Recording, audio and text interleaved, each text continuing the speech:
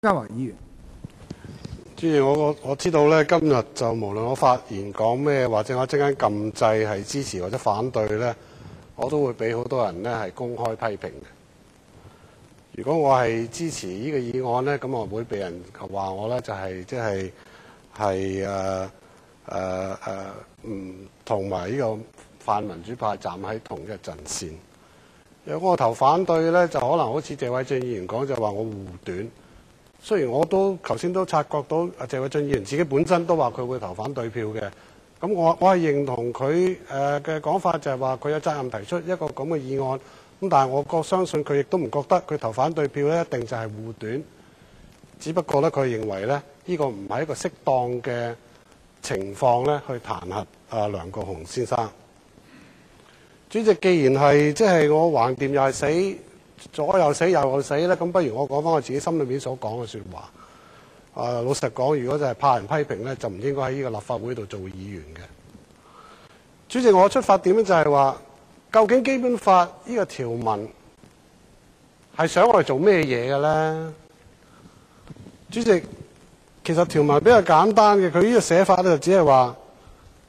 香港特別行政區在區內或者區外被判犯有刑事罪行，判處監禁1個月以上，並經立法會作出會議嘅議員2/3通過呢，就解除其職務。嗱，主席要留意嘅就係呢個同一個條款裏邊呢，其他解除或者令到立法會議員喪失資格嘅情況呢，唔係每一個情況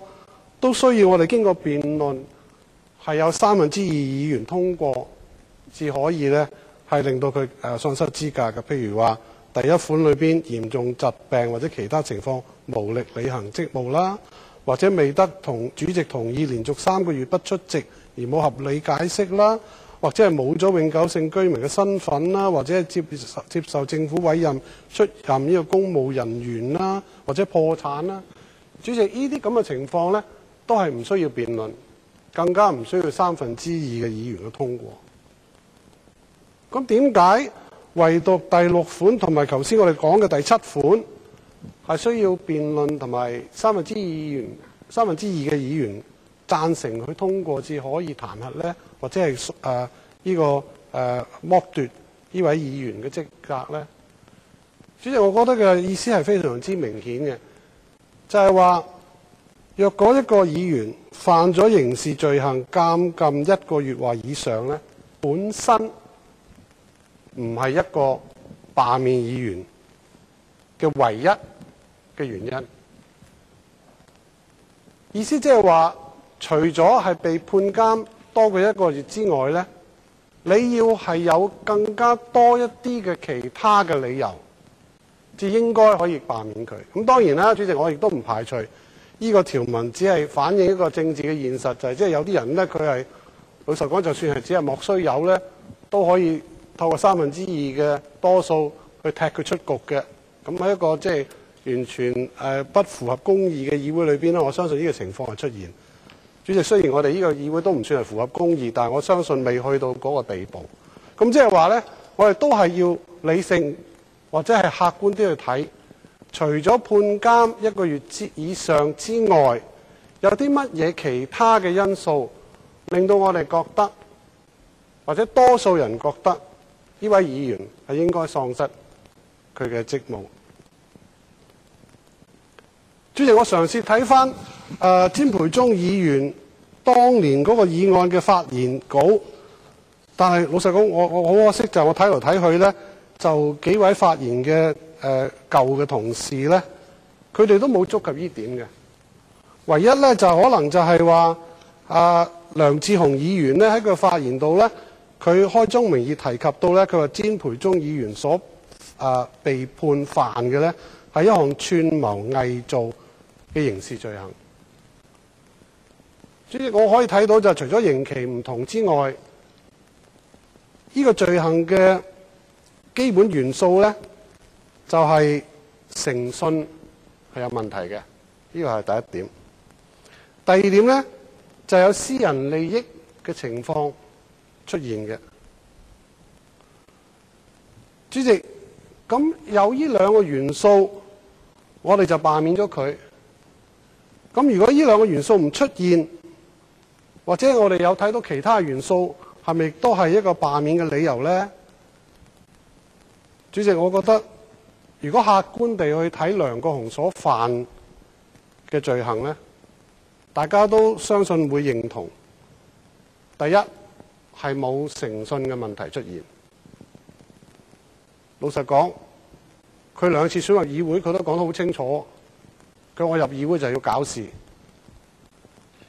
咁啊，上屆佢仲係高票當選，當然即係最高票就係呢個劉江華議員嗰隊啦。但係即係呢個好難講，因為即係全部民建聯都支持佢嘅。咁但係泛民主派裏邊，梁國雄係高票當選嘅喎，而佢個參選嘅政綱，佢係話我入嚟搞事嘅喎，講到明嘅。咁亦都係前車可鑑嘅喎，先一屆佢都唔係一個乖乖嘅議員喎。主席，你嘅上手都趕過佢出去好多次。咁當然你話今屆佢係多咗好多暴力行為，我係唔止一次喺備受即係民主派嘅支持者同埋我哋同事批評之下，甚至係非常之強烈嘅批評之下，我係譴責呢啲暴力行為嘅。黃毓民議員唔喺度啊，但係陳偉業議員喺度啊，佢都唔知鬧我幾多次啊，公開。我係要接受呢啲嘢。當日梁國雄議員犯事嗰陣時候，我喺電視機睇到記者走嚟揾我，我都第一時間譴責佢。我覺得嗰啲暴力係不可接受。但係個問題係咪去到一個程度要剝奪佢個議員嘅資格呢？特別係我考慮到嘅就係話，佢入嚟呢個議會，佢就係要代表香港某種嘅文化。呢種文化我哋可能唔認同，或者甚至乎絕對係唔接受嘅。但係呢個係咪一個罷免嘅理由呢？主席，當然有另一個因素，就係違反法紀。咁喺呢方面呢，就上一次詹培忠議員嗰個決議案嘅時候呢，其實都好多議員有提及到呢個問題嘅，或者提及呢個元素嘅。譬如我頭先講嘅即係梁智鴻議員啦，佢就話最重要嘅考慮因素呢，係應該保障公眾嘅利益，維護立法會嘅公信力。香港一向以法治精神同埋完善嘅法制為榮，因為呢個係維持香港社會繁榮穩定嘅基石。咁即係換句話講，如果有人犯咗法，喺嗰個當年呢，佢哋所討論嘅當然就係一個犯咗串謀偽造刑事罪行而被判監禁3年嘅一個例子啦。咁但係主席，基本上如果基本法講話你犯咗刑事罪行，判罪監禁1個月或以上，本身已經係一個違反法紀嘅行為嚟嘅。咁我又翻轉頭，我頭先起身講嘅第一個重點，就係話如果你單係話呢位議員係違反法紀，其實係咪足夠呢？如果係嘅話，點解我哋嘅第6款會有跟住嗰句説話，就係話要需要我哋立法會係要有通過一個2/3嘅決議案，然後只可以罷免佢嘅資格呢？主席，我覺得我哋所面對嘅問題就係話點樣去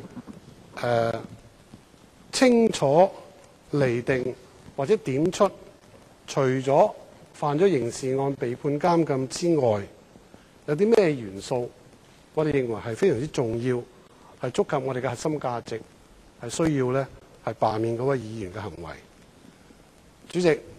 可能我係非常之有偏見嘅，因為我係民主派，我亦都從來都冇否認到我唔係一個冇偏見嘅人。但係就算係偏見嘅都好咧，我仍然即係從一個比較中立同埋我覺得係客觀啲嘅角度去睇，就係話我覺得雖然我係不認同任何形式嘅暴力，我亦都公開譴責梁國雄議員嘅行為，但係罪不至死。因為始終嚟講，我覺得最重要啊，喺議會裏邊，我哋最認為係最忠心嘅質素呢，就係議員嘅誠信。喺呢方面，佢係冇犯到誠信嘅問題。既然係咁，我覺得如果要懲罰佢嘅話，係應該留翻俾新界東100萬嘅選民去懲罰佢。主席，所以呢，我係好難支持呢個議案嘅。多謝。